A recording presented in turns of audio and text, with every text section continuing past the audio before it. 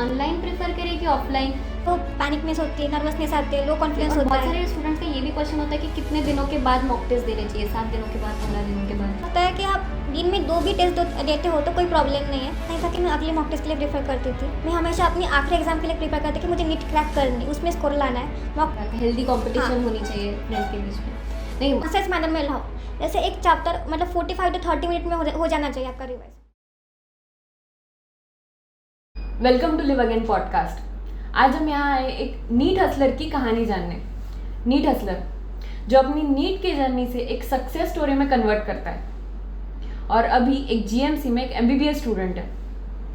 Live again एक ऐसा social networking platform है जहाँ पे एमबीबीएस स्टूडेंट्स नीट स्टूडेंट को गाइड कर सकते हैं और उनके कुछ भी डाउट्स हो, कुछ भी मतलब फैमिली रिलेटेड इश्यूज़ कि वह सब्जेक्ट इश्यूज़ और एनी डाउट्स वो विद इन सेकेंड सॉल्व हो सकता है। तो आज हमारे साथ एक नीट हसलर जुड़ी है जिसका नाम है दीप्ति कुबड़े, जो मेरी जूनियर है और उसके नीट 2024 में 686 मार्क्स थे। उसने नागपुर से कोचिंग की थी और वो एक फ्रेशर है। So welcome Deepti. Thank you दीदी। आज का जो सेशन है वो मेनली हमारा मॉक टेस्ट के ऊपर रहेगा। तो दीप्ति, ऐसा बहुत जगह मैंने सुना है, बहुत स्टूडेंट से मैंने सुना है कि कौन सी मॉक टेस्ट प्रेफर करें, ऑनलाइन प्रेफर करें कि ऑफलाइन। ऑफलाइन प्रेफर किया तो फिर उसके डिसएडवांटेजेस, ऑनलाइन किया तो उसके डिसएडवांटेजेस, बहुत सारे सवाल होते हैं। तो आपके हिसाब से क्या करना चाहिए? हाँ, तो मेरे हिसाब से मतलब हमें ऑफलाइन टेस्ट देनी चाहिए। जब हम किसी कोचिंग में एग्ज़ाम देने जाते हैं तो हमें वो पैनिकनेस होती है, नर्वसनेस आती है, लो कॉन्फिडेंस होता है, मतलब और भी चीज़ें हो सकती है। तो हमें उस चीज़ों का मतलब एक एक्सपीरियंस मिल जाता है जो हमें ऑनलाइन में नहीं मिलता है। तो हमें ऑफलाइन टेस्ट देनी चाहिए। अगर आपका कोई मतलब आपका कोचिंग आपके घर से बहुत दूर रहता है, ट्रांसपोर्ट इशू आता है, तो आप ऑनलाइन दे सकते हैं। पर आपका जो मतलब कुछ एग्ज़ाम मतलब 10 to 15 एग्ज़ाम तो आप ऑफलाइन दे पाओगे, ऐसा अपना मैनेजमेंट कीजिए। मतलब ऑफलाइन को छोड़िए मत, ऑनलाइन तो आप दे सकते हैं। You have a transport issue. हाँ, ये बात तो आपने बहुत सही की, क्योंकि मेरा ऐसा था कि मेरे हॉल में कभी ये नहीं था, वॉच नहीं था, तो फिर मैं हमेशा कंफ्यूज रहती थी कि कब होगा। और घर पे रहते तो वॉच होती है, बहुत सारे अप्लायंसेस हमारे पास होते हैं। तो सेंटर भी अलग अलग इशू मतलब आते हैं वहाँ पर। तो हाँ, एक्चुअली तो इस बार मतलब अलग अलग तरीके से हमने एक नीट एस्पिरेंट को तैयार रखना चाहिए। ठीक है, तो आपने कितने मॉक टेस्ट दिए थे? और बहुत सारे स्टूडेंट्स का ये भी क्वेश्चन होता है कि कितने दिनों के बाद मॉक टेस्ट देने चाहिए, 7 दिनों के बाद, 15 दिनों के बाद, कि एक दिन के बाद? मैंने बहुत सारी मॉक टेस्ट दी थी एंड एटलीस्ट मैंने 25 to 30 मॉक टेस्ट दी होगी। और कुछ मॉक टेस्ट मैंने ऑनलाइन भी दी थी, मतलब 5-6 वगैरह।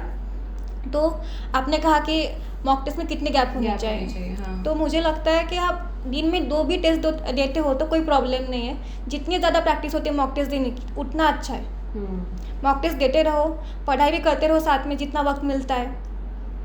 बराबर है, मतलब जितने मॉक टेस्ट हम देंगे उतनी ज़्यादा हमारी गलतियाँ होगी। हाँ, ताकि वो हम गलतियाँ नीट में क्योंकि हम गलतियों से समझते हैं। राइट, अपनी गलतियों से ही सीखना चाहिए। हाँ। बराबर है। तो इतनी गलतियाँ हम करते जाते हैं कि नीट तक हमारी गलतियाँ एकदम कम हो जाती है, फिर हम अपना स्कोर बूस्ट कर सकते हैं। तो फिर आपकी ऐसी कौन सी गलतियाँ थी? गलतियाँ मैंने बहुत की अभी तक पेपर सॉल्व करते वक्त। कभी टाइम मैनेज नहीं होता था, कभी सिले मिस्टेक करती हूँ, कभी नर्वस में मतलब गलत सर्कल कर देती हूँ, कभी लाइन ही चुका देती हूँ मतलब सर्कल करने की। ऐसे बहुत सारी प्रॉब्लम होती है जो पेपर सॉल्व करते वक्त हमें मतलब ऐसे बहुत बार पेपर सॉल्व करते हैं तो उसे हम कम कर सकते हैं प्रेजेंस ऑफ माइंड रख के। बराबर है। मैं सिली मिस्टेक करती थी बहुत सारी, तो उसे मैं एक बुक में नोट डाउन करके रखती थी कि वो मैं फिर से रिपीट ना करूँ ऐसे मिस्टेक्स। एंड कंसेप्चुअल मिस्टेक करती थी तो उस पार्ट को, उस चैप्टर को फिर से रिवाइज करती थी, उस चैप्टर की शॉर्ट नोट्स निकालती थी, तो उससे मेरा चैप्टर बेटर हो जाता था, उसकी मिस्टेक कम होती थी अगले पेपर में। मतलब अगर आपने सिली मिस्टेक एक जगह लिख के रखी और उसको फिर एक पेपर से पहले एक बार अगर देखा, हाँ, तो फिर आप फिर वो नहीं कर पाएंगे, मतलब उससे इम्प्रूव हो जाएगा। आपको याद रहेगा आप पेपर सॉल्व करते, अरे ये मैंने पिछले पेपर में की थी तो इस बार मुझे नहीं करनी है। राइट, तो फिर आपने बोला एक दिन बाद आपकी मॉक टेस्ट होती है, तो फिर आप अगली मॉक टेस्ट के लिए प्रिपेयर कैसे करते थे? मेरा ऐसा नहीं था कि मैं अगली मॉक टेस्ट के लिए प्रेफर करती थी। मैं हमेशा अपनी आखिरी एग्जाम के लिए प्रेफर करती कि मुझे नीट क्रैक करनी, उसमें स्कोर लाना है, मॉक टेस्ट में स्कोर मतलब इंक्रीज करना है। तो मैं एक मॉक टेस्ट का एक ग्रुप ऑफ चैप्टर को प्रेफर करती थी, तो नेक्स्ट मॉक टेस्ट के वक्त दूसरे ग्रुप ऑफ चैप्टर को प्रिपेयर करती थी। तो इससे मेरी पूरी रिवीजन हो जाती है।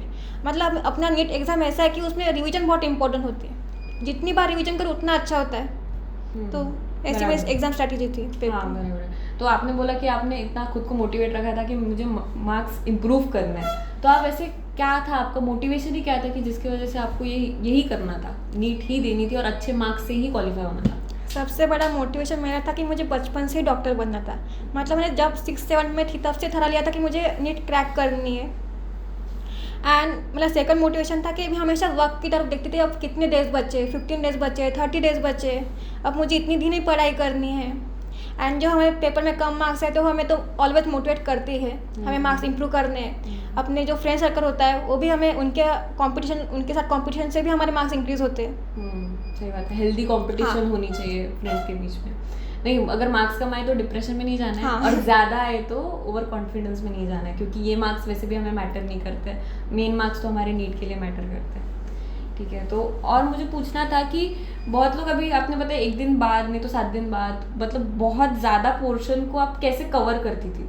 क्योंकि इतना बड़ा पोर्शन मैं 1 दिन में तो कवर कर ही नहीं सकती हूँ। मेरा तो ऐसा था कि 2 दिन की गैप रहती थी मेरे टेस्ट के बीच में, तो मैं 1 दिन 2 दिन में हो जाता था थोड़ा बहुत। मतलब मैं ग्रुप ऑफ सब्जेक्ट लेती थी, उतना कवर करती थी, फिर बाद में group of subject next mock test के लिए। तो आपका क्या पैटर्न था? मतलब हमें इतना बड़ा सिलेबस है, उसे 1 दिन में रिवाइज करना तो इम्पॉसिबल है। तो हम उसके उन सारी चीज़ों के लिए हम उतने बड़े सिलेबस को मिनी फॉर्म में लाने की कोशिश कीजिए। जैसे बायो के शॉर्ट नोट पढ़ सकते हैं, फिजिक्स केमिस्ट्री के बस फॉर्मूले करके जो एग्जाम के पहले दिन, वो भी बहुत काम आते हैं, क्योंकि मतलब फॉर्मूला बेस्ड बहुत सारे क्वेश्चन रहते हैं तो जल्द सॉल्व हो जाते हैं। एंड ऐसे मतलब पढ़ाई ऐसे मतलब कॉन्शियस मैनर में लाओ, जैसे एक चैप्टर मतलब 45 to 30 मिनट में हो जाना चाहिए आपका रिवाइज। हाँ, मतलब कंसाइज फॉर्म में लाओ और जितनी बार हो सके उतनी बार रिवाइज करो। ठीक है दीप्ति, अभी आपको कोई मैसेज देना है हमारे नीट एस्पिरेंट्स को? सबसे पहले मैं इन सबको ऑल द बेस्ट कहूँगी, पूरे जोश के साथ पढ़ाई कीजिए। अगर कम मार्क्स आए तो डिप्रेस मत हो जाए, मार्क्स इंप्रूव होते हैं आखिर में। अगर ज़्यादा भी आए तो ओवर कॉन्फिडेंट मत बनिए। एंड ऑल द बेस्ट, पढ़ाई करते रहो। और ऐसा होता है कि मतलब मैंने भी बहुत देखा है कि जिनको पहले बहुत अच्छे मार्क्स मिलते हैं वो नीट में कम मार्क्स स्कोर करते हैं ओवर कॉन्फिडेंस की वजह से। तो ऐसा नहीं होना चाहिए। आप अपने मॉक टेस्ट के स्कोर को इतना कंसिडर मत कीजिए। हाँ। बस खुद को इम्प्रूव करते जाइए टिल द नीट। अपने साथ कंसिस्टेंसी लाओ। हाँ, अपने साथ कंसिस्टेंसी। और एग्जाम में चीटिंग मत किया करो, कि चीटिंग करने से कोई फायदा नहीं है। आपका ये आखिरी स्कोर नहीं है, नीट के एग्जाम में आप चीटिंग नहीं कर पाओगे। तो अपने पूरे लॉयल्टी के साथ दीजिए एग्जाम, चीटिंग मत करो प्लीज। चीटिंग वो आप अपने साथ धोखे कर रहे हो, अपना फैमिली के साथ धोखा दे रहे हो उनको। So please avoid cheating. हाँ बराबर, ठीक है। अगर आपको भी ऐसे ही कुछ डाउट्स हो गए जैसे मैंने अभी दीप्ति को पूछे, तो आप www.liveagain.in पे पोस्ट कर सकते हो और आपके डाउट को तुरंत रिप्लाई किया जाएगा by MBBS students. So thank you.